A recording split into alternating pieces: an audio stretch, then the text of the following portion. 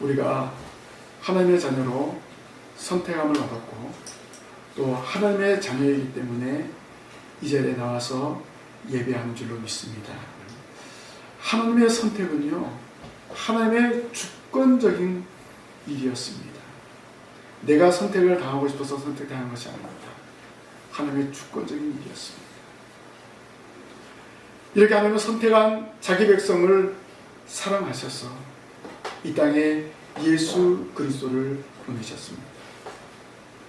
예수님은 이미 창세전에 하나님과 함께 천지 만물을 창조하셨고 또 예수님은 이 땅에 오실 것을 하나님이 계획하셨습니다. 그래서 구약의 모든 성경이 예수님이 이 땅에 오실 것을 약속했습니다. 그래서 유대 백성들은 메시아를 소망했죠. 그 소망한 메시아이신 예수님이 세상에 오셨습니다. 33년의 삶을 사셨는데 예수님이 30년간 육신의 부모와 함께 살다가 광야로 금식하러 가셨습니다. 금식하신 후 나왔을 때 마귀의 유혹을 받았죠. 그 유혹에서 승리하시고 예수님은 이제 공생의 사역을 시작합니다. 예수님의 공생의 사역을 약 3년 정도 보고 있습니다. 그 3년여 공생의 사역을 위해서 예수님은 제자를 세우셨습니다. 오늘 말씀에 보니까 12명의 제자를 세웠습니다. 이 12명의 제자를 세우시고 그들에게 권능을 주었습니다. 병 고치는 권능, 또 귀신을 제어하는 권능을 허락하여 주었습니다. 이런 권능을 주신 이유가 무엇입니까? 그때 당시 많은 사람들이 이렇게 영적인 문제, 육적인 문제로 고난을 당하고 있음을 우리가 알 수가 있습니다. 오늘날 이 땅도 마찬가지입니다. 많은 사람들이 영적인 문제로 또 육적인 문제로 고난을 당하고 있지 않습니까? 오늘 우리들도 이 문제를 해결해 줄 수 있는 성도가 되어야 됩니다. 우리가 의사가 아닌데 어떻게 사람의 병을 고칠 수 있습니까? 사실 많은 그 병자들을 이야기하는데 사람들이 뭐라고 얘기합니까? 스트레스를 받아서 그렇습니다. 이런 이야기 많이 하잖아요. 우리가 예수님을 믿고 예수님을 의지하면은 이런 스트레스를 제거할 수 있는 것입니다. 결국 육신의 질병도 예수님을 믿음으로 치료할 수 있는 거예요. 우리가 이런 믿음을 가지고 예배하고 이런 믿음을 가지고 신앙생활을 하면은 육신의 질병을 능히 이길 수 있는 것입니다. 오늘 예수님이 제자들을 파송하시면서 권능을 주신 것처럼 저와 여러분들에게도 이 시간에 말씀을 통해서 권능을 주십니다. 우리도 할 수 있습니다. 의사가 아니지만 한 영혼 한 영혼 찾아서 복음을 증거하고 그 복음을 믿게 함으로 말미암아 그들이 육신의 질병도 낫게 되고 영적인 문제도 해결할 수 있도록 만들어주는 것입니다. 예수님을 믿을 때, 예수님을 의지할 때 이런 역사가 일어나게 되는 것입니다. 그래서 오늘 저와 여러분들도 이 시대의 제자로서 주님의 제자로서 사명을 감당할 수 있습니다. 오늘 우리도 할 수 있습니다. 우리도 능히 감당할 수 있습니다. 이 사실을 우리가 굳게 믿고 오늘 말씀을 통해서 사랑하는 제자들을 파송하실 때 어떤 능력을 주셨는가, 어떤 권능을 주셨는가 깨닫고 우리들도 이 시간 말씀을 통해서 세상으로 나아갈 때 이런 권능을 힘입어서 한 영혼 한 영혼 주께로 돌아오게 하고 제자를 삼게 하는 그런 역사를 이루어야 할 줄로 믿습니다. 그래서 오늘 말씀을 중심으로 해서 우리도 감당해야 됩니다 라는 제목으로 함께 은혜를 나누기를 원합니다. 어떤 일을 감당합니까? 예수님은 제자들을 파송할 때 6절 말씀에 오히려 이스라엘 집에 잃어버린 양에게로 가라라고 말씀하셨습니다. 우리가 어떤 일을 감당할 수 있습니까? 잃은 양을 찾을 수 있습니다. 잃은 양을 찾을 수 있는 일을 우리가 감당할 수 있다는 것입니다. 이 말은 무슨 말입니까? 예수님이 제자들을 보내면서 복음을 전파해야 될 대상자를 분명하게 알려주셨습니다. 이스라엘의 잃어버린 양에게로 가라. 그러면 앞으로 예수님께서 하늘로 승천하실 때 하실 말씀과 좀 대치됩니다. 예수님이 하늘로 승천하실 때 예루살렘과 온 유대와 사마리아 땅까지 이르러 내 증인이 되리라 라고 말씀하셨어요. 땅끝까지 가라고 말씀하셨는데 지금은 초창기에는 이스라엘의 잃어버린 양에게로 가라 이렇게 말씀하셨어요. 왜 이렇게 말씀하셨을까요? 사실 지금 당장 시급한 사람이 누굽니까? 바로 이스라엘의 잃어버린 양입니다. 하나님의 은혜를 받고 하나님의 선택을 받고 하나님의 자녀라고 자부하는 그 선민이라고 자부하는 그들이 하나님을 제대로 섬기지 아니하고 하나님이 보내신 메시아를 의지하지 아니하고 살아가고 있는 거예요. 심지어 사마리아 사람들은 아수르에게 멸망당하면서 아수르가 사마리아로 자기 민족을 보냈어요. 그러다 보니까 아수르 사람과 혼혈이 된 거예요. 유대 민족이라는 어떤 순수 활동을 지키지 못하고 이방인들과 혼혈이 되는 거예요. 그러다 보니까 자연스럽게 우상을 접하게 되고 세상 가운데 빠지게 되는 거죠. 또한 그때 당시 유대 종교 지도자들이나 많은 사람들이 하나님을 섬기고 메시아를 기다리는 삶을 살아가야 되는데 그 메시아를 인정하지 않는 거예요. 당시의 시대 상황을 예수님은 너무나 잘 아셨어요. 그래서 복음을 전파하는데 사마리아 사람들에게 가면 그들이 우상 숭배에 빠져있기 때문에 이 복음을 아주 강력하게 배척을 합니다. 또 마찬가지로 이방인들에게 가면 더 많이 배척을 합니다. 그나마 이스라엘의 집에 잃어버린 사람은 그나마 메시아를 소망하고 있었던 거예요. 바로 그 메시아를 선포하라. 자칫 잘못해서 이방인에게 가서 복음이 더 큰 방해를 받게 될 수 있다는 거예요. 사마리아 사람들에게 가서 복음 전파하는데 더 큰 어려움이 있을 수 있습니다.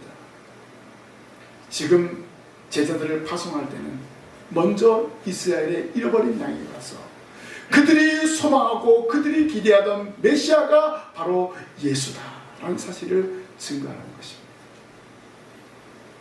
그리고 앞으로는 이 예수님을 믿는 사람을 통해서 사마리아와 그리고 땅끝까지 예수 그리스도를 증거하는 증인으로 산다는 것입니다. 지금 할 수 있는 일은 무엇이냐? 먼저 이스라엘 집에 잃어버린 양입니다. 오늘 우리들도 마찬가지입니다. 우리가 멀리 선교지에 가서 선교하는 거 힘든 일입니다. 내 친척을 전도하기 위해서 고향으로 가는 거 어려운 일이에요. 그러면 우리의 시작점은 어디가 되어야 되겠습니까? 먼저 여러분의 가정에서부터 예수님을 증거하는 거예요. 이스라엘 집에 잃어버린 양에게로 가라는 말씀이 바로 이런 말씀입니다. 나에게 가장 가까이 있는 사람들에게 먼저 찾아가서 그들에게 복음을 증거하는 것입니다. 먼저 내 식구들에게 예수님을 증거하는 것입니다. 이것이 먼저 시급한 일입니다.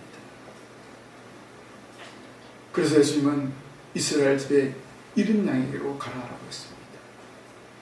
이스라엘 백성들은 참된 목자이신 예수님이 이 땅에 오셨음에도 불구하고 그 예수님을 믿지 않고 그 예수님을 의지하지 않고 오히려 예수님을 핍박하고 있었습니다. 이런 사람들에게 가장 시급한 것이 예수님이 하나님의 아들이고 예수님이 메시아이심을 증거하는 것입니다. 그래서 예수님은 12명의 제자를 선택한 다음에 바로 보내신 것입니다. 이스라엘 백성들에게 보낸 거예요. 너무나 시급하게. 또 그들을 통해서 펼쳐질 하나님의 위대한 일들이 있기 때문에 잃어버린 양을 찾으라고 명령했습니다. 이사야 53장에 보면 예수님을 예언할 때 세상 죄를 지고 가는 하나님의 어린 양이라고 예언하지 않았습니까? 세상 죄를 지고 가실 하나님의 어린 양이 이 땅에 오셨음을 전하라는 것입니다. 바로 그 예수님을 믿을 때 구원을 받고 하나님의 자녀가 된다는 이 사실을 이스라엘 집에 잃어버린 양에게로 가서 전하라는 것입니다. 12명의 제자들에게 예수님은 구체적으로 가야 할 그리고 찾아야 될 대상자를 알려주신 것입니다. 오늘 이 시간에 여러분이 찾아야 될 복음의 대상자 분명히 있습니다. 이 시간 말씀을 들을 때 여러분 마음속에 와닿는 사람이 있습니다. 그들에게 가야 됩니다.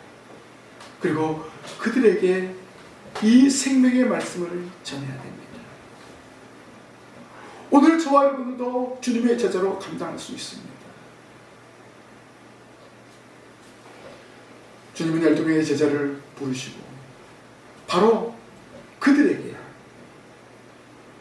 예수님의 놀라운 진리를 선포해야 될 대상을 알려주었습니다. 사실 우리가 복음을 전하는 것이 쉽지가 않습니다. 이 복음을 전할 때 처음에는 강력하게 예수 믿어야 됩니다 이렇게 이야기하면 안 돼요. 처음에는 예수님이란 말 하지 마세요. 먼저 내 삶으로 예수님의 모습을 보여주어야 됩니다. 새벽에 지금 비가 왔지만 가을이나 좀 늦가을 보면요, 보니까 비는 안 오는데 땅이 젖어 있어요. 뭐가 내렸습니까? 이슬이 내린 거예요. 그 이슬이 농작물을 살립니다. 고냉지 배추, 고냉지 무가 상당히 인기가 있어요. 어떻게 그 산에서 물도 제대로 주지 않는데 이 배추나 이 무가 자랄 수 있을까? 또 과일나무에 과일이 자랄 수 있을까? 일교차가 심하기 때문에 아침과 저녁, 낮에 기온이 심하니까 이슬이 맺히게 됩니다. 그래서 자연스럽게 농작물이 잘 되는 거예요. 우리가 복음을 전하는 건 마찬가지입니다. 이슬 위에 오시려는 거죠. 이슬이 내려서 온 땅이 적셔지는 것처럼 오늘 우리가 복음으로 사람에게 영향력을 나타내는 것입니다. 그래서 많은 사람들이 주께로 돌아오게 하는 역사를 이루어야 할 줄로 믿습니다. 먼저 여러분 가정에서 이런 일을 감당하십시오. 여러분 가정에 잃어버린 양이 누구인지 분명히 알고 있지 않습니까? 바로 그들에게 예수님을 증거해야 됩니다. 오늘 예수님이 우리에게 주신 사명이 바로 이러한 사명입니다. 우리도 할 수 있습니다. 잃어버린 양을 찾을 수 있습니다. 여러분 가까이에 있는 잃어버린 양이 누구인지 분명히 알고 있습니다. 그들을 찾아서 예배당으로 데려오는 놀라운 역사를 이루어야 합니다. 예수님께서 이렇게 이스라엘 집에 잃어버린 양으로 가라 분명하게 대상자를 알려주고 있는데 제자들은 알고 있습니다. 가야 될 대상자가 누구인지 분명히 알고 있습니다. 처음부터 어려운 일을 시킨 것이 아닙니다. 어떻게 보면 아주 쉬운 일이었어요. 가기만 하면 되는 거죠. 가면 되는 거예요. 행동하면 되는 거예요. 오늘 저와 여러분들이 오늘 말씀을 들었으면 가서 행동하면 되는 거예요. 처음에는 예수님 증거하는 것보다도 행동으로 보이는 거예요. 만약 여러분 자녀라면 자녀에게 필요한 것이 무엇인가 공급해주고 그러면서 서서히 말하는 거예요. 돌아온 주일에 함께 가야 할 곳이 있다. 바로 그것이 바로 예배다. 이렇게 강압적인 것이 아니라 자연스럽게 예수 그리스도의 복음을 증거하는 증인이 되시기를 바랍니다. 두 번째로 예수님은 제자들에게 무엇을 부탁했습니까? 천국을 전하라고 명령하셨습니다. 오늘 우리도 감당할 수 있는 것이 무엇입니까? 우리가 전해야 될 핵심 메시지가 회개하라, 천국이 가까웠느니라. 천국 복음을 증거하는 것입니다. 실제로 보니까 가면서 전파하여 말하되 천국이 가까이 왔다라고 말하는 것입니다. 12명의 제자들에게 전파해야 될 대상자를 알려주시고 전파해야 될 내용을 구체적으로 알려주시는 예수님이십니다. 그래서 바로 천국입니다.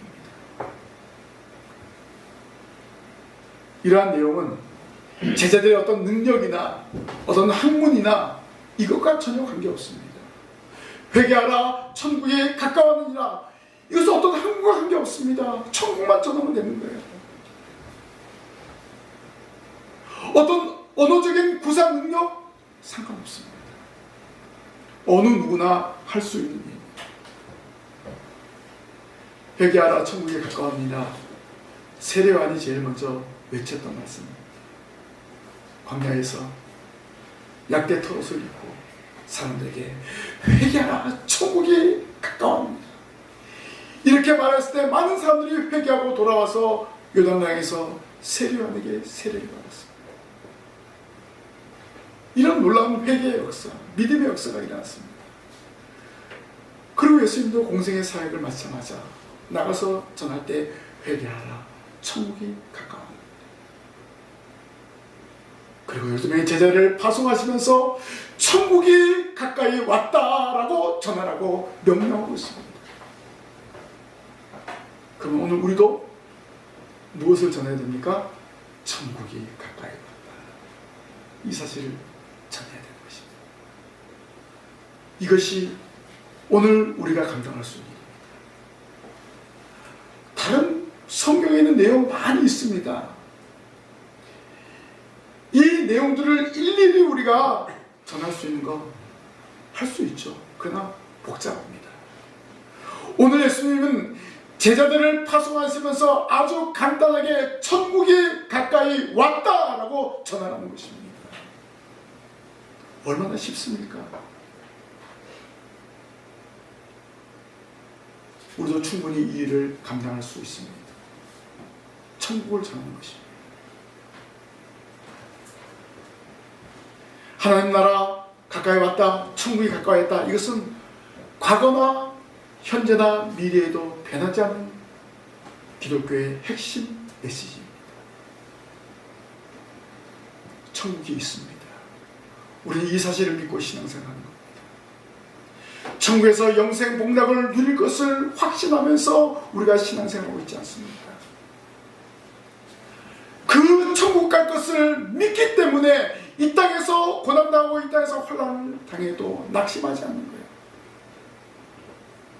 베드로도 천국에 대한 확신이 있었기 때문에 순교할 수 있었고, 사도 바울도 천국에 대한 확신이 있었기 때문에 매를 맞고도, 강도의 위협을 당해도, 감옥에 갇혀도 예수님을 증거하는데 열심을 다했던 것입니다.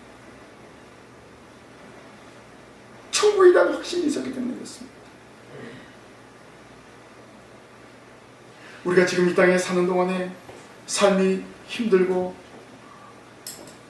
경제적으로 어렵고 하는 일이 잘 안 된다고 낙심이 됩니까? 여러분, 하나님 나라를 바라보십시오. 천국에서 영원한 삶을 기대하시면서 이 모든 일들을 극복하시면 됩니다. 예수님은 제자들을 파송하면서 천국이 가까이 왔다라고 전하라고 명령하셨습니다. 그 천국이 얼마나 좋고 얼마나 행복한가를 예수님 분명히 알려주신 것입니다. 예수님은 공생의 기간 동안에 천국에 대한 비유도 말씀하셨잖아요. 부자와 나사로 비유를 통해서 말씀하지 않았습니다. 천국은 분명히 있습니다. 우리가 전파해야 될 핵심 메시지가 바로 천국입니다. 제자들이 천국을 증거한 것처럼, 증거하라고 예수님 명령하신 것처럼 오늘 저와 여러분들에게 말씀하십니다. 천국이 가까이 왔다라는 이 사실을 전해야 됩니다. 우리도 감당할 수 있음을 믿고 천국을 전하시기를 바랍니다. 천국을 전하는 데는 여러분의 학식이나 어떤 여러분의 지식과 관계없습니다. 하나님이 우리에게 예비한 천국이 있습니다. 예수님 믿으면 천국 갑니다.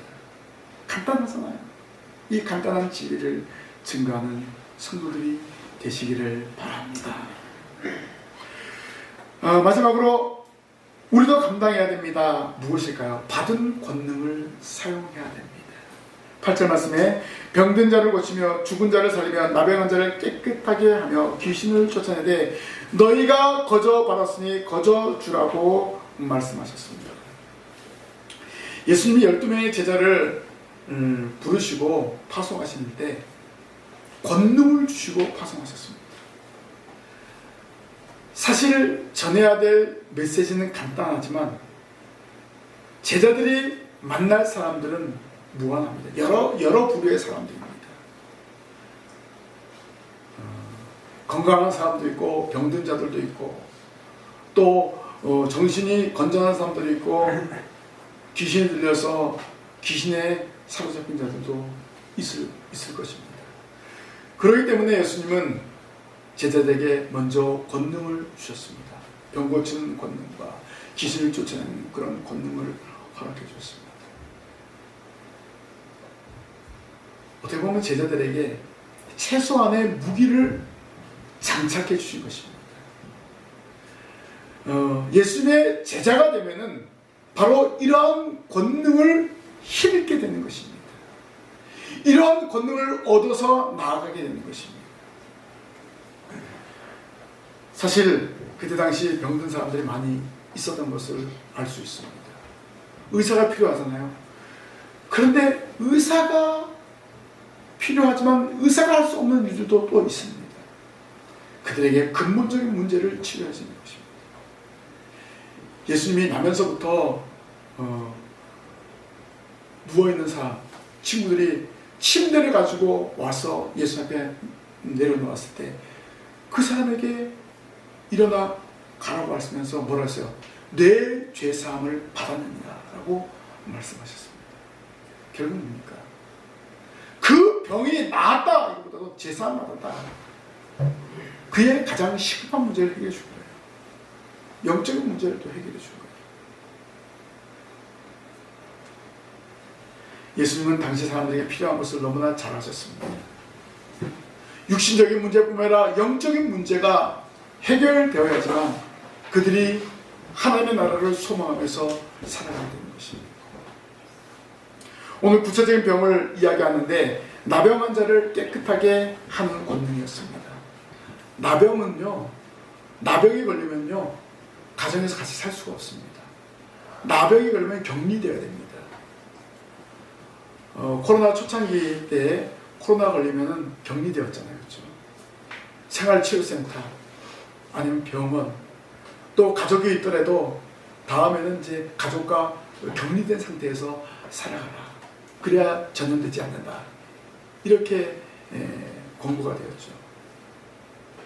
예수님 시대도 아니 구약 시대도 보면 나병이 걸리면 가족과 격리됩니다. 성 안에서 살지 못하고 성 밖에서 격리되어서 삽니다. 다 나오면 제사장에 와서 깨끗함을 받았다라는 그 확인을 받고 가정으로 들어가야 됩니다. 당시 사회적으로 문제가 된 이런 나병 환자를 고치는 권능을 주셨습니다. 결국 가정과 분리되어 있는 사람에게 가정에 가서 살 수 있도록 가정 구성원과 함께 행복한 삶을 누릴 수 있도록 하도록 하는 그런 제자의 삶입니다. 단순히 나병을 고쳤다 이것보다도 바로 거기에 숨어있는 것이 바로 그것입니다. 격리된 삶을 살고 있는 사람들에게 가정에 들어가서 함께 화목하게 살게 하는 거예요. 그래서 그 나병 환자를 통해서 온 가족이 메시아이신 예수님을 믿게 하는 거예요. 바로 이러한 큰 뜻이 있는 것입니다. 그래서 나병 환자를 고치는 권능을 주셨다라고 합니다. 두 번째는 뭡니까? 귀신을 쫓아내는 권능을 준 거예요. 귀신을 쫓아내는 것은 무엇입니까? 영적인 문제입니다. 귀신에 걸렸다는 것은 영적인 문제예요. 귀신에 걸리면요, 그 사람을 제어할 수가 없습니다. 거라사인 지방에 갔을 때 이 거라사인 지방에 귀신 들린 사람이 무덤 사이에 가면서 사람들을 위협하는 그런 일을 행하지 않습니까? 그 사람에게 들어간 귀신이 어마어마한 군대라고 말해주고 있습니다. 그래서 그 귀신이 나를 저 돼지떼에게 넣어달라고 그랬어요. 그 돼지떼에 넣었는데 이 돼지가 물속으로 들어갔는데 2,000마리가 된 거예요. 얼마나 많은 그 한 사람에게 얼마나 많은 귀신이 들렸는가. 상상할 수 없는 일이죠. 그러니까 그 가정은 얼마나 힘이 들겠습니까? 이 한 사람을 위해서. 결국 예수님은 제자들에게 병 고치는 권능, 귀신을 쫓아내는 권능을 주었다는 것은 당시 사회적으로 가장 문제가 되는 그러한 육적인 병과 영적인 병을 고치는 권능을 주신 것입니다. 그럼 우리가 어떻게 병을 고칠 수 있습니까?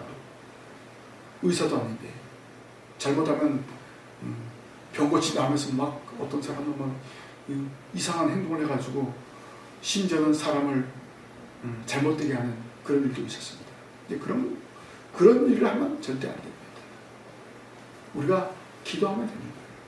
기도하면 믿음으로 예수님을 영접하고 예수님을 믿음으로 마음의 평안함을 얻고 그러다 보니까 이 육적인 부분도 해결이 되는 거예요. 한국 사람들은 옛부터 화병이라는 게 있습니다. 화병. 화병. 잘 알잖아요. 그렇죠? 이것이 오늘날의 스트레스입니다. 스트레스.